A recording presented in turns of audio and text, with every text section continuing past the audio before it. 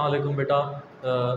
Topic number 1.6 एक मोल क्या होता है, एवोगाड्रो नंबर क्या होता है। लास्ट टाइम हमने ग्राम formula mass, gram atomic mass और ग्राम मॉलिक्यूलर मास समझा था। ठीक है, इस वीडियो में हमें समझना है कि मोल क्या होता है। ठीक है, अच्छा मोल देख लेना। सबसे पहले मैंने डेफिनेशन लिखी हुई है। मोल में क्या लिखा हुआ है? द एटॉमिक मास। ठीक है, the atomic mass, molecular mass and formula मास। ठीक है, कॉम्बिनेशन बेटा तीन चीज़ों का, एक क्या एटॉमिक मास, दूसरा मॉलिक्यूलर मास एंड तीसरा क्या फार्मूला मास।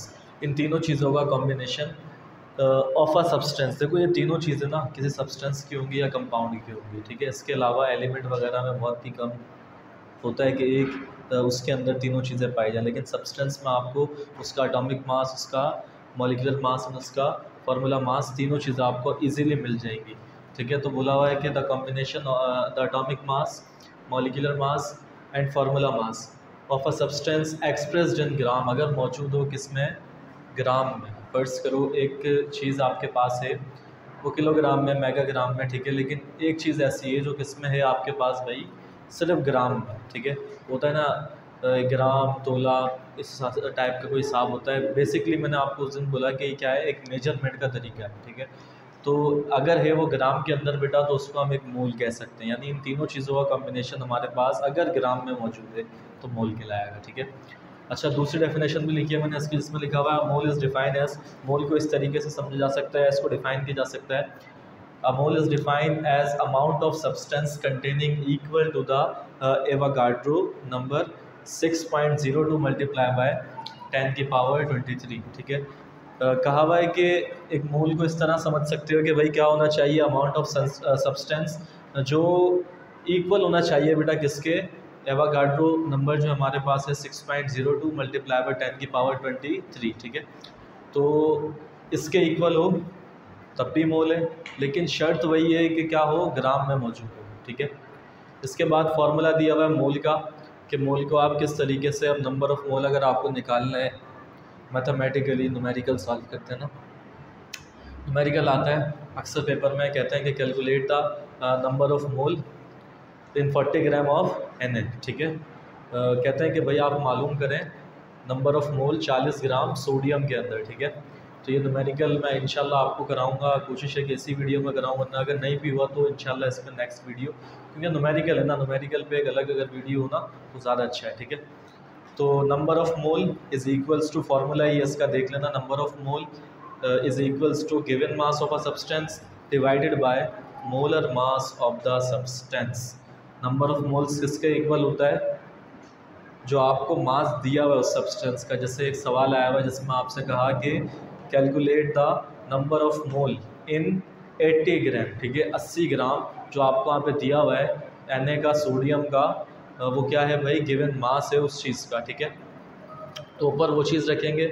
उसके बाद molar mass of the substance, molar mass निकालेंगे उस सब्सटेंस का। मोलर मास किस तरह निकालते हैं ये भी मैंने सिखाया था, इसी चैनल पे वीडियो मौजूद है, वो आप जाके देख सकते हो अगर नहीं देखी तो। ठीक है, अदरवाइज़ अगर आप चाहो तो नहीं। उसके अलावा मोलर मास में सिंपल चीज़ें करते हैं हम लोग के, जितना भी हमें एटॉमिक मास दिया हुआ होता है उस चीज़ का, उस एलिमेंट का, उन सबको हम क्या कर लेते हैं? ऐड कर लेते हैं आपस में।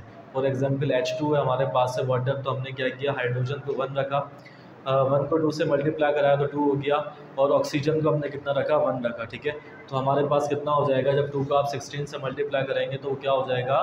32। ठीक है, तो इस तरह हम मोलर मास निकाल सकते हैं किसी भी चीज़ का। तो आपको अगर ये दोनों चीज़ें बताएं तो आपको नंबर ऑफ़ मोल्स निकालने में आसानी हो जाएगी। ऊपर वो मास रखें जो दिया हुआ है, नीचे उसका मोलर मास रखें, और क्या करें? दोनों को डिवाइड करते हैं। अब जो भी आंसर आ रहा है हमारे पास वो क्या होगा? हमारा नंबर ऑफ़ मोल्स। ठीक है, अब एवोगाड्रो नंबर समझते हैं, और एवोगाड्रो नंबर है क्या? ठीक है, क्योंकि देखें ये दोनों चीज़ें ऐसी हैं ना, एम्पेरिक, जैसे मैंने स्टार्टिंग में आप लोगों को बताया कि एम्पेरिकल फार्मूला, मॉलिक्यूलर फार्मूला, और इसके अलावा हमारा number of atomic number, atomic mass से न्यूमेरिकल आता है। क्योंकि इस चैप्टर में ये सारी चीज़ें जो हैं वो इसी टॉपिक, मतलब इतना इससे ज़्यादा टॉपिक नहीं है। ठीक है, यही टॉपिक हैं तकरीबन हमारे पास जिनको हम सॉल्व कर रहे होते हैं इस चैप्टर के अंदर ना। तो ये याद रखना, पेपर में न्यूमेरिकल आ सकता है मोल से, एवोगाड्रो नंबर से, एम्पेरिकल फार्मूला से। ये चीज़ें इंपॉर्टेंट है, अगर नहीं भी आया तो कॉन्सेप्ट वाइज एक अच्छी चीज़ है, इसको आपको आना चाहिए, ठीक है। तो अब हम समझते हैं एवोगाड्रो नंबर।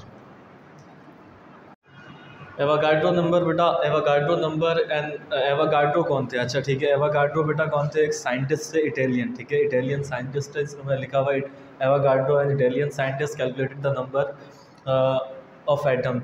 उन्होंने क्या किया था? नंबर ऑफ एटम को कैलकुलेट करके बताया था कि एक मोल के अंदर कितने नंबर ऑफ एटम मौजूद होते हैं, ठीक है। तो सिमिलरली वैसे ही लिखा हुआ है हमने कि भाई present in 1 mole the value is found, ठीक है। उन्होंने जो इसकी वैल्यू मालूम की थी वो क्या निकली थी? 6.02 मल्टीप्लाई बाय 10 की power 23। This value is represented by N है, ठीक है। इस वैल्यू को हम रिप्रेजेंट करते हैं किससे? एक एन बना के, और इस एन के साथ छोटा सा नीचे ए लिखा हुआ होता है, ठीक है। इसको हम क्या कहते हैं? जैसे होता है ना भाई, कुछ निशानियाँ होती हैं, ठीक है। सिमिलरली ये इसको आप ये कह सकते हो कि भाई ये शो कर रहा होता है किसको?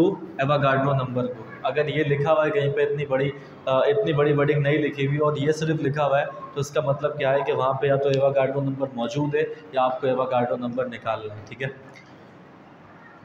And is called as Avogadro number, और ये कहलाता क्या है? एवोगाड्रो नंबर, ठीक है। एवोगाड्रो कोई ऐसा नहीं है कि कोई चीज़ है जिससे जो बनी हुई है, कोई केमिकल स्पेसिफिक नहीं है। एवोगाड्रो एक साइंटिस्ट है इटली के, ठीक है, इटालियन साइंटिस्ट हैं, इटली से ताल्लुक़ था इनका, और इन्होंने एक वैल्यू बताई थी, ठीक है।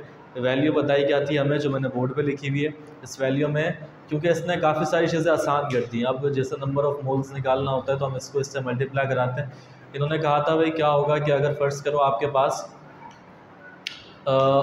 2 ऑक्सीजन O2 मौजूद हैं, ठीक है, 32 ग्राम ऑफ ऑक्सीजन है आपके पास। उन्होंने कहा था कि ये अगर इससे मल्टीप्लाई कराएंगे हम 2 को, तो ये वैल्यू जो है एज इट इज़ वैसे ही रहेगी। बुक में भी इसकी एग्जांपल दी हुई है, अगर हम बुक में देखें तो लिखा हुआ है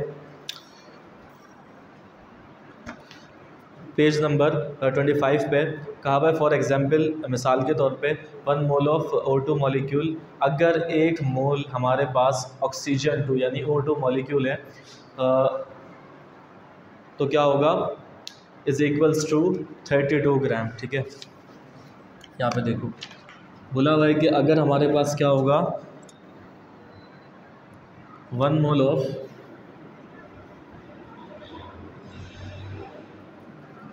O2 मॉलिक्यूल